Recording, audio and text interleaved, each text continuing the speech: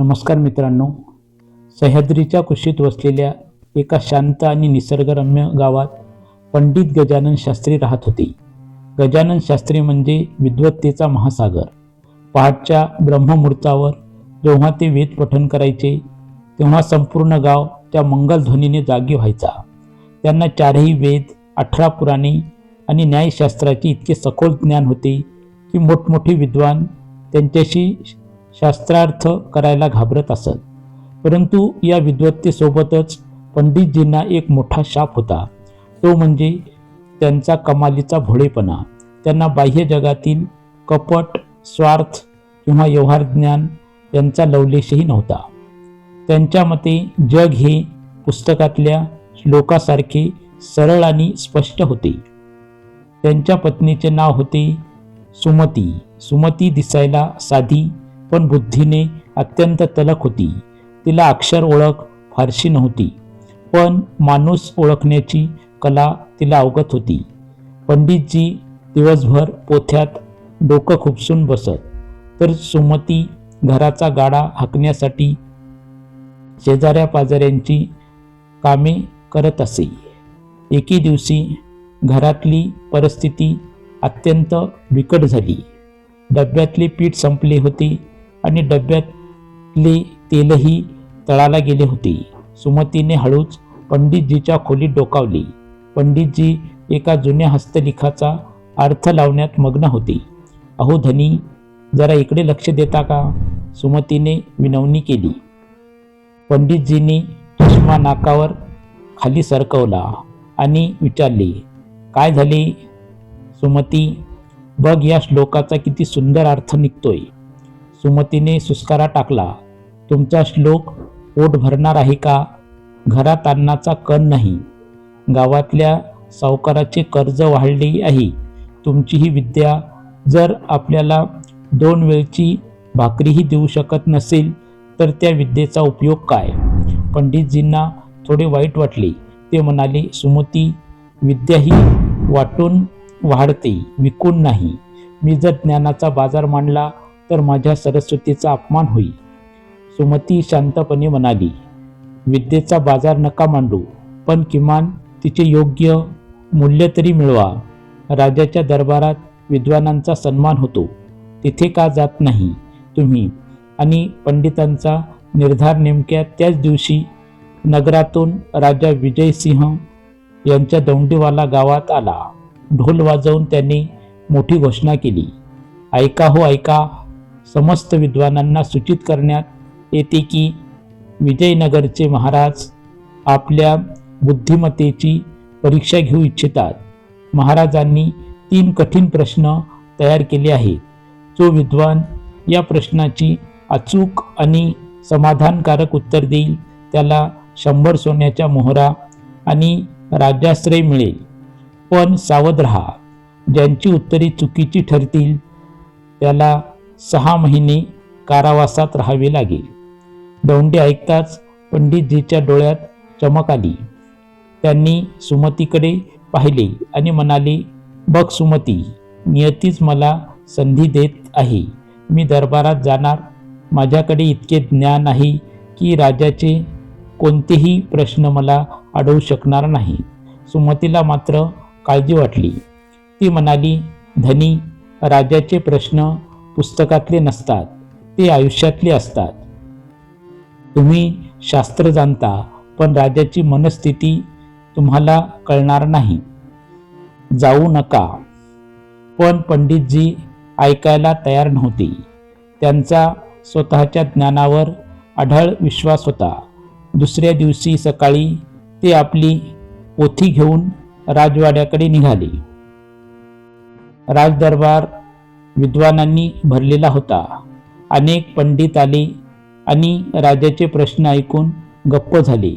काहींनी उत्तरे देण्याचा प्रयत्न केला, पण ती राजाला पटली नाही आणि त्यांना शिपायांनी कैद केले.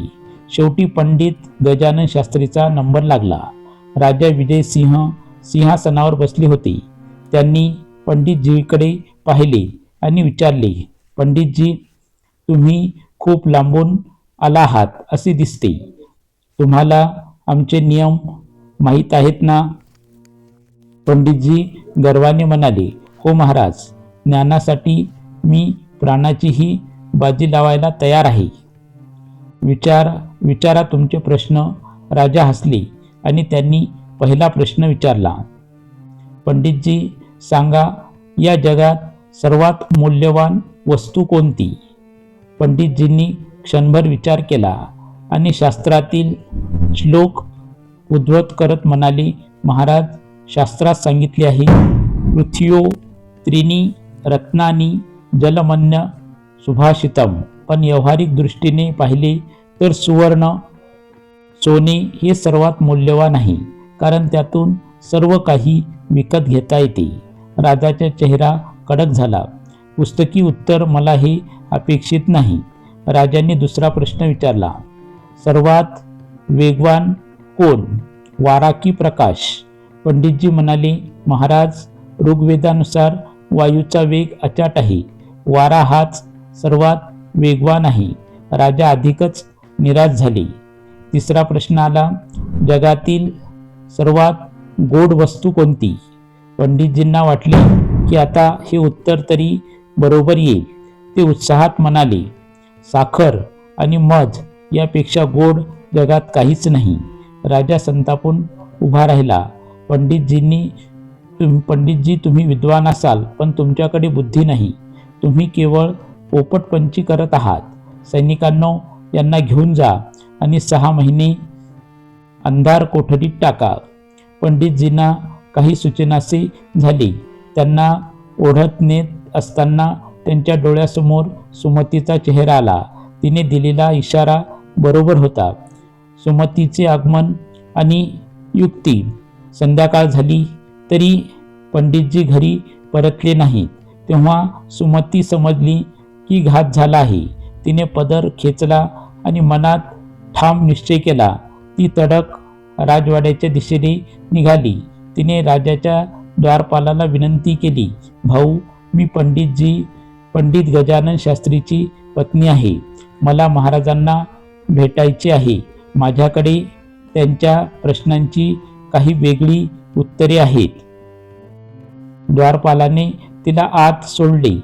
सुमती दरबारात पोहोचली. राजा उठण्याच्याच तयारीत होता. सुमतीने वाकून नमस्कार केला आणि म्हणाली, महाराज, क्षमा असावी.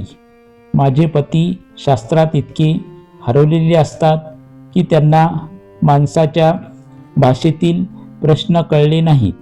त्यांनी दिलेली उत्तरे पुस्तकाची होती, पण तुम्ही विचारलेले प्रश्न जीवनाचे होते. जर तुमची परवानगी असेल तर मी त्यांची उरलेली उत्तरे देऊ इच्छिते. राजाला या स्त्रीचा आत्मविश्वास पाहून कुतूहल वाटले. ठीक आहे, बोल.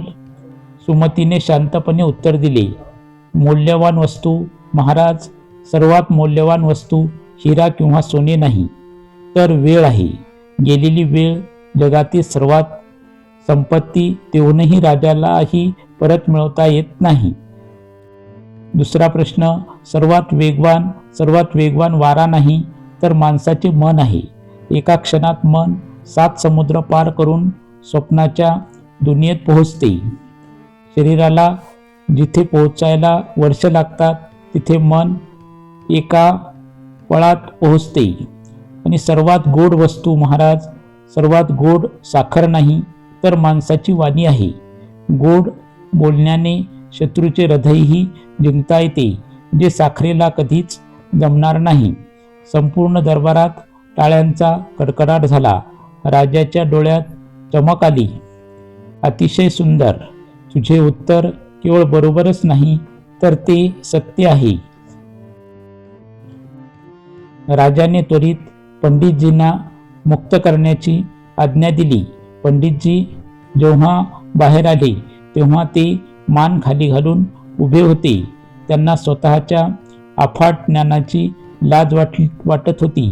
राजाने सुमतीला 100 सोन्यांच्या मोहरा दिल्या आणि वरून एक मौल्यवान साडी भेट दिली. राजा म्हणाला, पंडितजी, तुम्ही भाग्यवान आहात की तुम्हाला सुमतीसारखी पत्नी मिळाली, तुमची विद्या आणि तिची बुद्धी एकत्र आली तर तुमच्या घराचे नंदनवन होईल. घरी परतताना पंडितजींनी सुमतीला विचारले, सुमती, तुला हे सगळं कोणी शिकवलं? तू तर कधी शाळेत गेली नाहीस. सुमती हसून म्हणाली, धनी, पुस्तके वाचून ज्ञान मिळते, पण डोळे उघडे ठेवून जग पाहिल्यावर शहाणपण मिळते. तुमची विद्या आकाशासारखी उंच आहे, पण त्या आकाशात उडण्यासाठी जमिनीवरचे पाय भक्कम असावे लागतात. पंडितजींना जीवनाचा मोठा धडा मिळाला होता. त्या दिवसापासून ते केवळ विद्वानच राहिले नाहीत, तर चतुरसुद्धा झाले. हा व्हिडिओ तयार करताना, बोलताना माझ्याकडून काही जर चूक झालेली असेल तर मी आपल्या सर्वांची माफी मागतो. जर तुम्हाला ही कथा आवडली असेल तर कृपया माझ्या चॅनलला लाईक करा, शेअर करा आणि चॅनलवर जर नवीन आलेले असताल तर चॅनलला सबस्क्राईब करा. कमेंटमध्ये हर हर महादेव लिहा. धन्यवाद. नमस्कार. जय हिंद, जय महाराष्ट्र, जय भारत.